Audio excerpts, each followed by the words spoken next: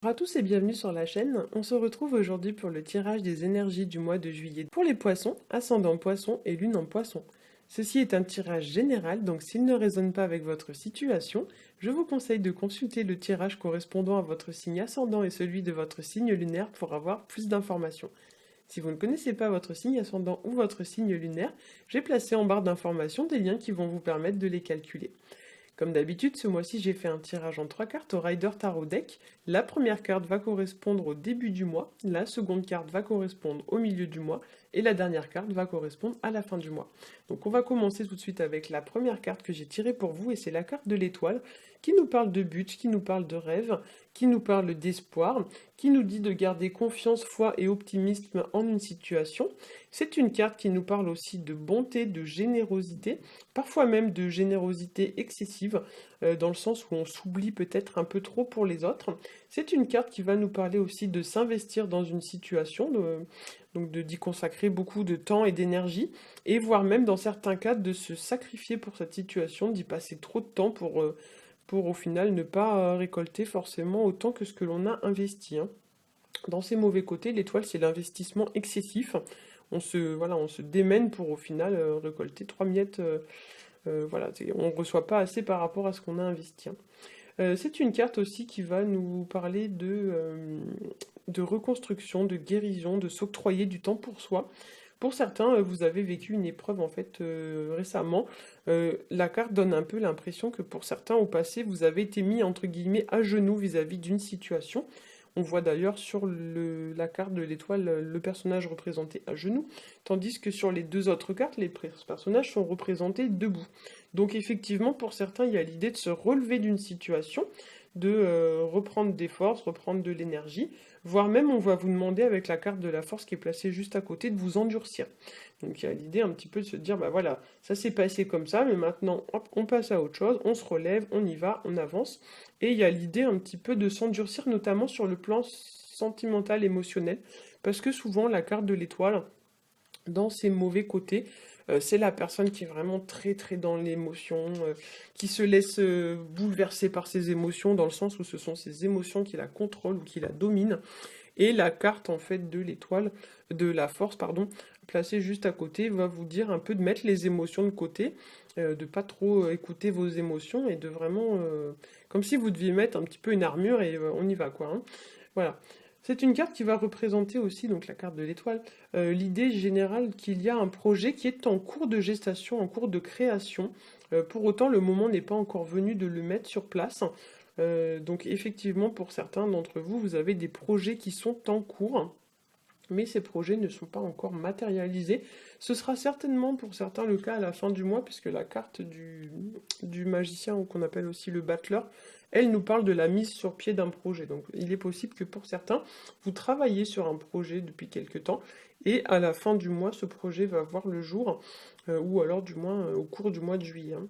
La carte de l'étoile, c'est aussi une carte qui va représenter l'idée de retrouver une forme de sérénité, d'apaisement, mais aussi de récolter les fruits de ses efforts, de saisir les opportunités qui s'offrent à nous, avec l'idée que si on ne reçoit pas assez par rapport à ce qu'on investit en termes d'énergie et de temps, il faut cesser carrément de faire des efforts, hein.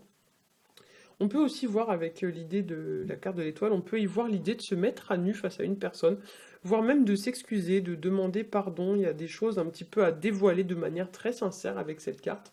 Et dans certains cas, cette carte va aussi représenter l'idée de ne pas s'investir en pure perte dans une situation. Voilà, elle vous invite donc à réduire vos efforts si vous ne, comment dire, si vous ne récoltez pas les efforts escomptés, enfin si vos efforts ne portent pas leurs fruits, on vous dit de ne pas continuer à vous investir en pure perte.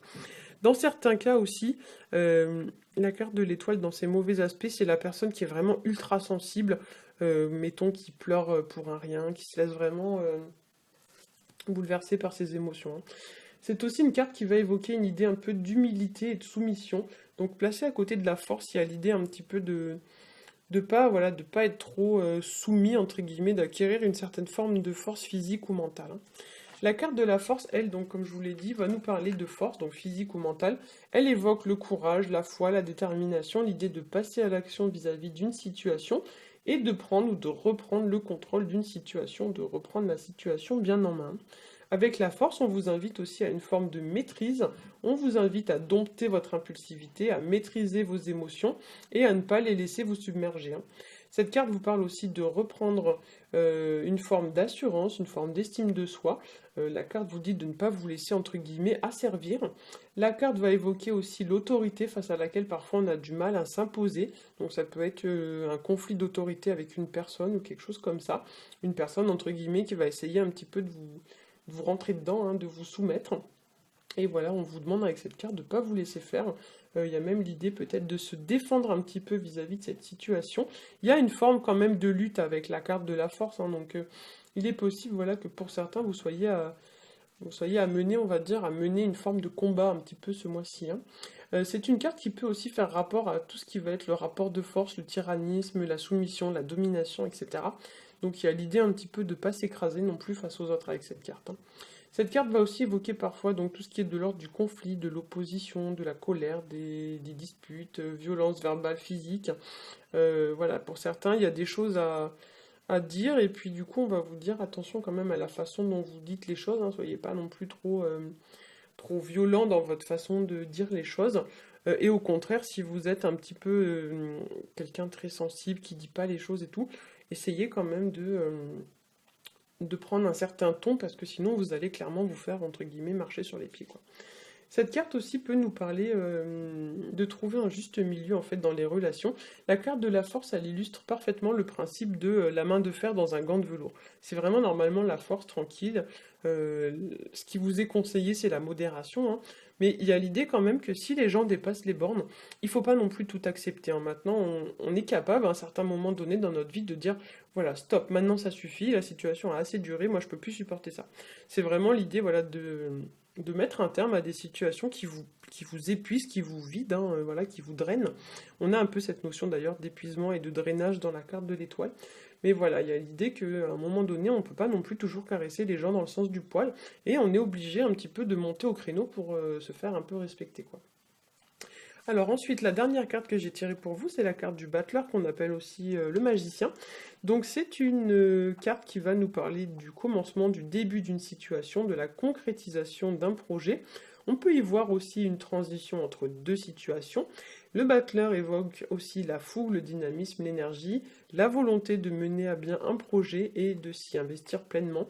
Donc ici, on vous dit que vous avez vraiment tout ce qu'il faut à votre disposition pour y arriver. Donc arrêtez de croire que vous n'êtes pas capable. Essayez d'avoir confiance en vous. Vous en êtes tout à fait capable. Attention quand même avec le battleur de ne pas vous lancer non plus tête baissée sans réfléchir, parce que dans ces mauvais aspects, c'est typiquement le style de personne qui est plein d'énergie, plein de bonne volonté, qui part tête baissée, mais en fait il n'a pas réfléchi, donc il ne sait pas où il va. Donc ça peut parler aussi, alors si c'est pas ce genre de personne, le battleur peut représenter une personne qui va être prête à tout pour arriver à ses fins. Donc ça peut être une personne malhonnête, une personne qui va essayer de vous entourlouper, qui essaye de vous duper. Et souvent avec la carte du magicien, on l'appelle magicien, c'est pas pour rien. Le magicien, c'est celui qui vous illusionne, hein. Donc il y a l'idée un petit peu d'aller démasquer un personnage qui est pas toujours très honnête, ou alors qui se fait passer pour ce qu'il n'est pas. Donc il va vous faire croire que oui, il est sincère avec vous, il va vous promettre plein de promesses en l'air, voilà, il va vous faire plein de belles promesses. Un beau parleur, vous voyez, une personne un peu qui dit plein de choses, mais qui en fait ne pense pas forcément ce qu'il dit, quoi. Ça peut être aussi une personne superficielle, voire vénale. Ça peut être le style de personne qui est prête à tout pour réussir, même à écraser les autres, hein, notamment quand c'est placé à côté de la carte de la force. Souvent, c'est voilà, c'est des personnes qui imposent, hein, voilà, qui pèsent sur vous, qui vous asservissent, entre guillemets. Ça peut évoquer une personne aussi immature, voire même un petit peu jeune d'esprit, voilà, une personne qui se comporte un peu comme un gamin ou une gamine. C'est une personne, voilà, qui réfléchit pas assez, une personne, voilà, qui est un peu comme un adolescent, vous voyez, qui est plein d'énergie, hein, mais en fin de compte, souvent ça réfléchit pas avant, quoi. Ça peut être une personne également impulsive, une personne qui prend des décisions sur un coup de tête. Ça peut être une personne qui manque d'expérience, qui va devoir apprendre, qui va devoir se former, donc les gens qui font des études, des formations. Souvent la carte du magicien représente aussi les étudiants. Les personnes, voilà, qui ont besoin un petit peu d'acquérir de nouvelles compétences, les gens qui font des apprentissages, voilà, qui ont besoin d'acquérir de l'expérience et de la connaissance dans leur vie pour mettre en place vraiment des projets sérieux. Parce que sinon, si mettez un projet en place sans l'étudier et puis sans avoir les compétences nécessaires, votre projet c'est un château de cartes et ça s'effondre dès qu'il y a un petit peu de vent, quoi, hein. Donc effectivement, pour certains, cette carte va vous indiquer un peu l'idée de s'endurcir, de gagner vraiment en force physique, mentale, en connaissance, de vraiment d'avoir un peu plus de matière. En fait, comme si, par exemple, si vous étiez un bois, on va dire qu'avec ces cartes-là, vous êtes encore un peu vert. Il faut vraiment attendre d'être un peu plus solide, quoi, hein. Donc effectivement, il y a l'idée un petit peu avec ces cartes de prendre son temps, mais de faire les choses correctement. La carte aussi du magicien, c'est une personne qui peut-être est beaucoup dans l'illusion, une personne qui voit que le côté financier ou matériel d'une situation, une personne qui voit que le physique, qui s'intéresse beaucoup au physique, voilà, une personne superficielle, mais qui du coup va pas forcément aller au-delà de ça. Et du coup, voilà, ça peut être aussi une personne qui s'invente carrément une vie, hein, qui se fait passer pour ce qu'elle n'est pas. Et du coup, vous allez devoir peut-être pour certains démasquer ce genre de personnes. Pour certains aussi, la carte du magicien, ça peut représenter tout ce qui va être de l'ordre des repas au restaurant ou ce genre de choses. Tout ce qui est de l'ordre des restaurants, donc pas manger au restaurant, etc. Ça peut aussi nous parler d'une situation qui se stabilise après une période un petit peu, on va dire, déséquilibré, c'est l'idée un peu de regagner une forme de stabilité ou d'équilibre, mais c'est un équilibre encore un peu précaire quand même, hein. C'est pas encore un truc super solide, mais souvent la carte du magicien, du fait qu'il y a une table dessus, c'est quand même l'idée que les choses tendent à devenir quand même un peu plus stables, et au fil des mois qui vont arriver, ce sera de plus en plus solide, de plus en plus sérieux. Là, c'est vraiment juste les prémices, on va dire ça comme ça, hein. Voilà, j'espère que ce tirage aura pu vous éclairer. Si c'est le cas, n'hésitez pas à liker, à partager et à vous abonner. Pour ma part, je vous souhaite à tous un très bon mois de juillet et je vous dis à bientôt.